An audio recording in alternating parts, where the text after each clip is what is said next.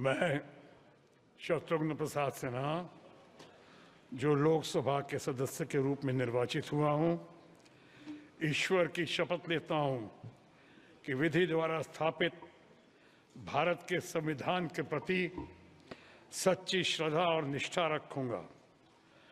मैं भारत की प्रभुता और अखंडता अक्षुण्ण रखूंगा तथा जिस पद को मैं ग्रहण करने वाला हूं, उसके कर्तव्यों का श्रद्धापूर्वक निर्वहन करूंगा।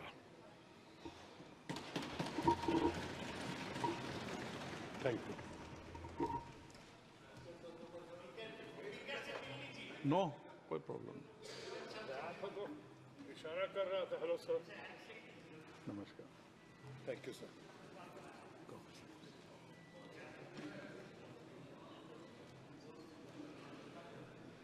माननीय सदस्यों, मुझे सदन को वियतनाम की कम्युनिस्ट पार्टी की केंद्रीय समिति के माननीय महासचिव श्री गुयेन फू ट्रोंग के दुखद निधन के बारे में सूचित करना है। श्री ट्रोंग का 80 वर्ष की आयु में हनोई में दिनांक 19 जुलाई 2024 को निधन हो गया। महासचिव श्री गुयेन फू ट्रोंग पिछले 13 वर्षों से इस पद पर आसीन सबसे वरिष्ठ वियतनामी राजनीतिज्ञ थे और वियतनाम में उनका व्यापक सम्मान किया जाता था। इससे पहले उन्होंने वियतनाम के समाजवादी गणराज्य की नेशनल असेंबली के अध्यक्ष और देश में कई वरिष्ठ राजनीतिक पदों पर कार्य किया। महासचिव श्री गुयेन फू ट्रोंग ने दशकों से वियतनाम की प्रगति और विकास में केंद्रीय भूमिका निभाई। उन्होंने भारत वियतनाम मित्रता और दोनों देशों के बीच व्यापक रणनीति साझेदारी में योगदान भी दिया। वह 2013 में राजकीय यात्रा पर भारत आए थे। मैं शत्रुघ्न प्रसाद सिन्हा जो लोकसभा के सदस्य के रूप में निर्वाचित हुआ हूं, ईश्वर की शपथ लेता हूं कि विधि द्वारा स्थापित भारत के संविधान के प्रति सच्ची श्रद्धा और निष्ठा रखूंगा। मैं भारत की प्रभुता और अखंडता अक्षुण्ण रखूंगा तथा जिस पद को मैं ग्रहण करने वाला हूं, उसके कर्तव्यों का श्रद्धापूर्वक निर्वहन करूंगा।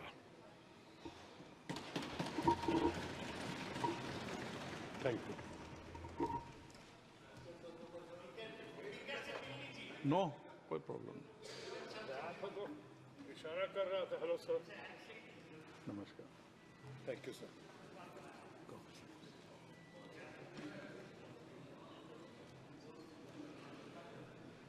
माननीय सदस्यों, मुझे सदन को वियतनाम की कम्युनिस्ट पार्टी की केंद्रीय समिति के माननीय महासचिव श्री गुयेन फू ट्रोंग के दुखद निधन के बारे में सूचित करना है।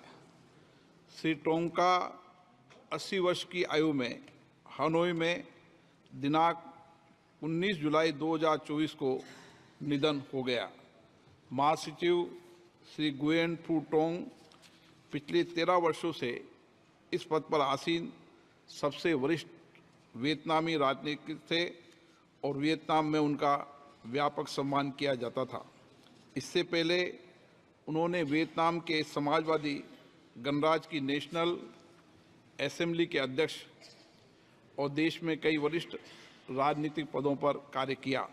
महासचिव श्री गुयेन फू ट्रोंग ने दशकों से वियतनाम की प्रगति और विकास में केंद्रीय भूमिका निभाई। उन्होंने भारत वियतनाम मित्रता और दोनों देशों के बीच व्यापक रणनीति साझेदारी में योगदान भी दिया। वह 2013 में राजकीय यात्रा पर भारत आए